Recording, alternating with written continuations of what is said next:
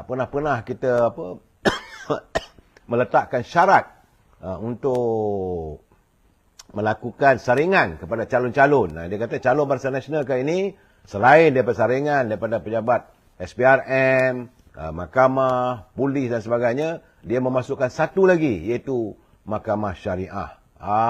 Saya rasa gelak. Saya kata, kenapa diletakkan begitu? Rupanya, menurut Datuk Ismail Sabri, mungkin dia bimbang adanya calon-calon. Sebab itu dia kata, parti-parti lain pun kena buat yang sama juga.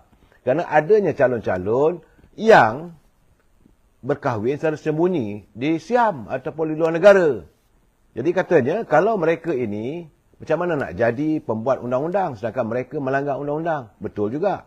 Begitu juga ada orang yang kalau dah bercerai-berai, yang menafikan soal nafkah isteri ataupun janda yang ditinggalkan. Jadi kalau ada kes-kes begitu, tak selayaknya mereka dilantik sebagai calon untuk bertanding. Betul juga tu.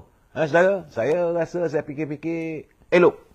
Supaya kalau ada yang lelaki lah. Kalau yang perempuan pun tengok jugalah kes-kesnya, saudara. Kalau ada yang culas, yang sedang... Ada juga calon-calon daripada golongan wanita, tapi saya yakin wanita ni selalunya setia. Saudara, yang selalunya culasnya lelaki. Pantang aja sebab mereka bila dah ada kuasa, jadi bergelar, mulalah kahwin di Siam. Tambah, nak tambah lagi. Bila tambah-tambahan ini kadang-kadang membuatkan berantakan rumah tangga. Akhirnya macam mana mereka nak jadi pemimpin sedangkan mereka gagal untuk memimpin rumah tangga mereka. Saya setuju juga pandangan yang awak Perdana Menteri. Saudara. Begitu juga, cuma hari ini saya dapatkan bagaimana penafian daripada Jabatan Pendaftaran Negara. Rupanya dalam 3-4 hari lepas, seminggu lepas pun saya tak nak ulas. Saya nak tunggu apa kata pejabat pendaftaran negara berhubung tentang aplikasi WhatsApp. Kononnya ada pula warga Bangladesh yang diberikan kad pengenalan MyKad menjelang pilihan raya umum ini. Jadi menurut Jabatan Pendaftaran Negara, ia menafikan tidak ada dakwaan tersebut. Dalam satu kenyataannya, JPM menegaskan dakwaan tersebut tidak benar. Sebaliknya, MyKad hanya dikeluarkan kepada individu warga negara Malaysia yang layak saja berdasarkan peruntukan perundangan. JPN menjelaskan paparan MyKad yang ditularkan dan didakwa milik warga Bangladesh itu adalah tidak benar. Mereka dah buat kajian. Sebaliknya, beliau adalah seorang warga negara Malaysia yang sah. Beliau telah diambil sebagai anak angkat secara sah dari sudut undang-undang dan dibesarkan oleh satu keluarga Cina. Ialah gambar tu gambar lelaki macam Bangladesh, tapi nama dia nama Cina. Jadi menurut pada JPN, dia diambil sebagai anak angkat oleh keluarga Cina, jadi dia pakai nama Cina lah. Jadi untuk itu katanya satu laporan polis telah dibuat oleh JPN. Memandangkan dakwaan itu bukan sahaja menjatuhkan imej dan menjejaskan kredibiliti jabatan itu, malah boleh mencetuskan kebimbangan awam. Sebab itu saudara, kalau saudara terima benda-benda yang pelik-pelik ni, jangan terus laporkan dalam media sosial. Ini boleh membahayakan diri anda. Saudara, berhati-hatilah saudara.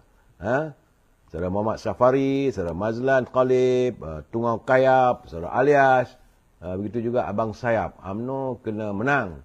Kalau tak, ramai yang ke dalam. Begitu pula ke? Tak begitu pun. Juara kleptokrat dunia. Jangan begitu, Saudara Zulkifli. Kita jangan menuduh. Macam saya kata, saya lebih-lebih suka kalau wall saya ini, kita ini, bicara tentang untung nasib bangsa kita. Kita bangsa yang cinta damai, bangsa Malaysia. Sebab itu, saya agak bersetuju dengan pandangan daripada penganalisa politik Dr. Siban Murugan. Dia kata Pakatan Harapan kali ini janganlah hentikanlah memberi manifesto yang tak masuk akal lagi. Cukup-cukuplah rakyat rasa tertipu. Kalau boleh berilah manifesto yang utarakan yang agak realistik saudara. Itu saja peringatannya. Kerana dalam PRU yang lepas kita tengok manifesto, cadangan, janji bulan dan bintang akhirnya tak terlaksana. Rakyat juga yang menjadi mangsa. Sebab bila saja mereka berjanji, selepas mereka menang, rakyat memasang angan-angan. Akhirnya terjebak dengan masalah. Janji nak bagi peluang pekerjaan 1 juta. Tapi akhirnya apa yang berlaku? Mereka nak mengurangkan jumlah kaki tangan awam. Sepatutnya tak boleh disentuh. Itu persoalannya. Bagaimana saya tengok, saya pun terkejut bila Azmin Ali pula mendedahkan bahawa katanya sewaktu Kerajaan Pakatan Harapan terdapat 8 orang menteri yang mahukan Perdana Menteri menggugurkan atau menukar ketua setiausaha di kementerian mereka. Jadi ini agak benda yang bercanggah sebab ketua setiausaha di tiap-tiap kementerian itu mereka penjawat awam. Mereka tidak terlibat dalam politik. Itu keadaannya saudara. Dan ini bukan amalan Kerajaan Barisan Nasional yang dulu. Itu keadaannya saudara.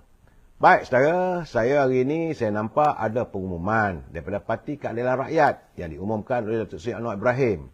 Cuma masih lagi berbelit-belit, tak adalah dijelaskan di mana mereka ini bertanding.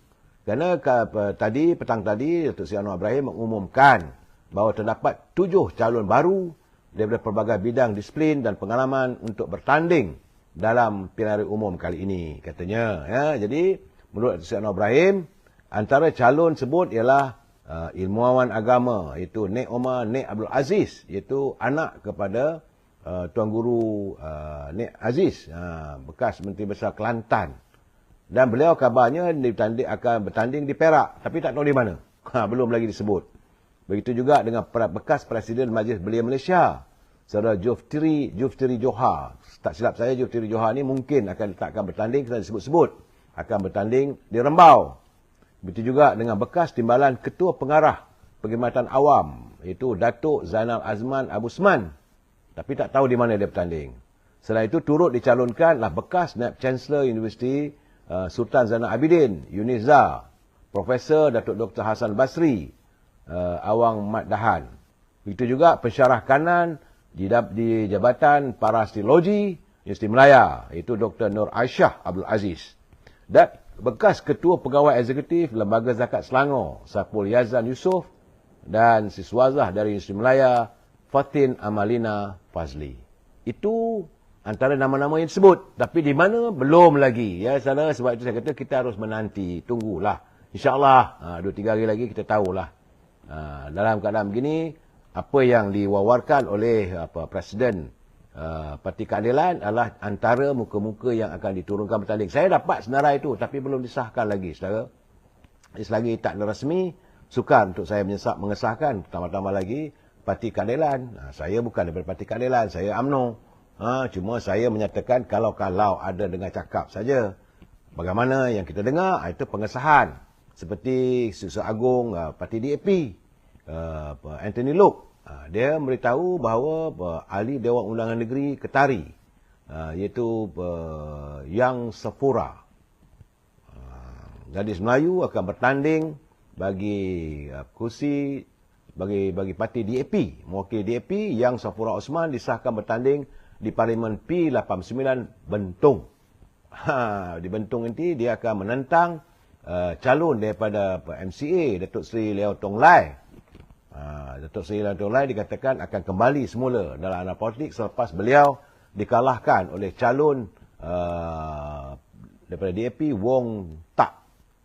Saya melihat, saudara, dengan kehadiran itu, terdapat juga 3 calon DAP, iaitu bahagian Raub Tengku Zulpuri Shah akan bertanding di Lipis, dipindahkan daripada Raub pergi ke Lipis. Kabarnya dia akan menentang Datuk Abdul Rahman. Kemudian bekas Adun Trust Chow Yu Hui bertanding di Raub, dan bekas Adun Tanah Rata Cheong Yuk Kong bertanding di Camora Highland.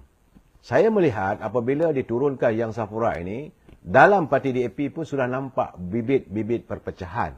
Apabila Wong Tak sebagai dulu dia menang di Bentong, tapi kali ini dia dipindahkan dan tidak lagi bertanding di kursi Parlimen Bentong. Jadi akhirnya dia mengambil keputusan tidak menerima tawaran untuk beliau bertanding di kursi Parlimen Cameron Highland.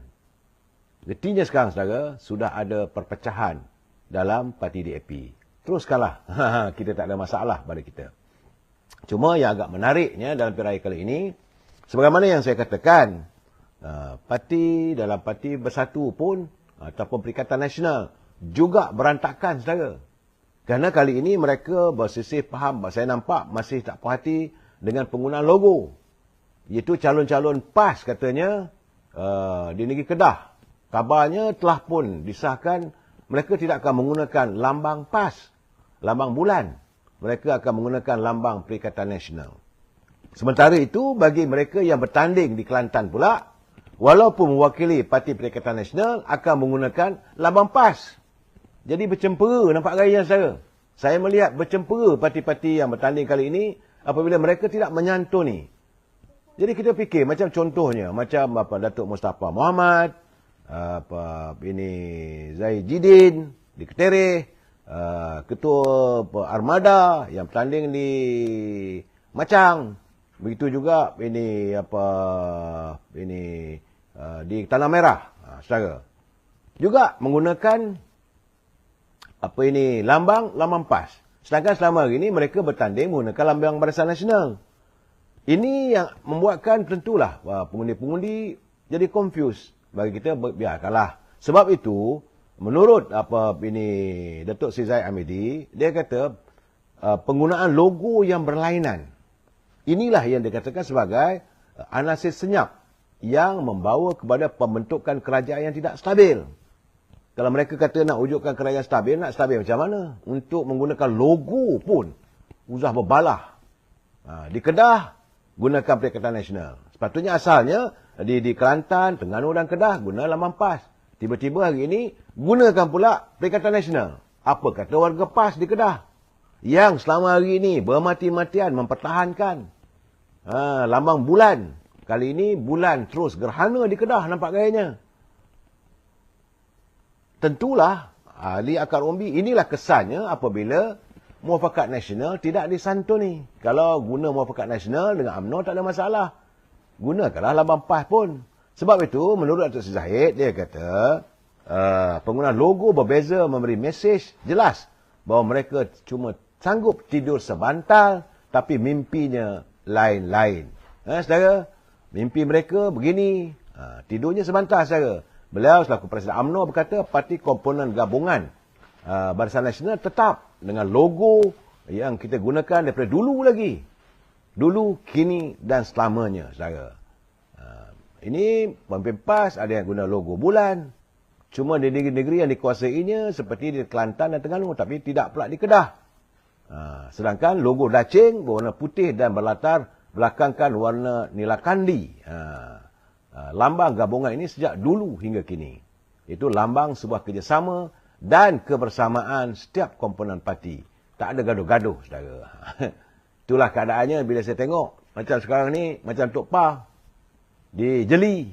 Dulu dia pernah bertanding menentang calon PAS. Dan kalah, saudara. Pilihan raya yang ke-10, dia kalah pada calon PAS. Kemudian dia bertanding, dia menang dengan menggunakan tiket Barisan Nasional. Hari ini, selepas dia bertindak keluar daripada melompat kepada PBM, tiba-tiba terpaksa menggunakan pula lambang PAS. Celaru orang jadinya. Tak tahulah, terpulang pada Tok Pa lah. Kita ucapkan selamat jalan lah. Selamat meneruskan perjuangan anda. Sebab mereka tidak lagi berada dalam UMNO Barisan Nasional. Ya, saudara? Dan saya melihat hari ini, nampak gayanya impian dan harapan Dr. Mahathir berkecai lagi, saudara. Sebab itu saya katakan, saya pesan pada anak-anak dia, sudahlah Dr. Mahathir, tak payahlah nak masuk balik politik. Sebab saya difahamkan bahawa pendaftaran Gerakan Tanah Air, GTA, setakat ini katanya masih lagi diproses oleh Jabatan Pendaftaran Pertubuhan Malaysia. Demikian menurut Ketua Pengarah ROS, Saudara Muhammad Nawardi Saad. Belum diluluskan. Dan belum juga ditolak. Masih lagi sedang diproses. Jadi artinya kalau mereka nak bertanding pilihan raya kali ini, gabungan Tanah Air tak boleh digunakan. Kalau mereka yang sealiran dalam gabungan Tanah Air terpaksalah menggunakan Parti Pejuang. Macam mana orang nak percaya? Apakah parti-parti yang bersama dengan Parti Pejuang itu parti ini anggotanya macam Parti Perikatan India Muslim, Iman, Parti Barisan Jemaah Islamiah se-Malaysia Berjasa, Parti Bumi Putera Perkasa Putra. Jadi apakah mereka redha untuk menggunakan lambang Parti Pejuang? Kerana belum didaftarkan, belum disahkan. Itu keadaannya saudara. Artinya, kalau mereka bertanding, cuma boleh menggunakan lambang parti pejuang. Ataupun parti masing-masing lah. Ini keadaannya saya ingin menjelaskan pada anda. Saudara Idris Ismail di Sungai Petani setakat ini tak nampak sangat lambang PAS. Itu keadaannya saudara. Tentulah ia akan mengecewakan saudara Idris. Saudara Isa Ismi, rakyat dah tahu 22 bulan bukan Datuk Seri Anwar Ibrahim. Ya benar. Waktu itu era Tun Dr. Mahathir. Tetapi macam mana yang saya katakan, saya dah bercakap berkali-kali. Saudara jangan marah dengan saya. Selama ini, ahli-ahli keadilan. Kena ingat, parti keadilan ini ditubuhkan demi untuk menurunkan Dr. Mahathir. Mereka menentang Dr. Mahathir dengan pelbagai gelaran. Maha Fir'aun lah, Maha Zalim lah, turunlah Dr. Mahathir. Tapi bila dah menang itu hari, semua mereka bertanding atas tiket parti keadilan.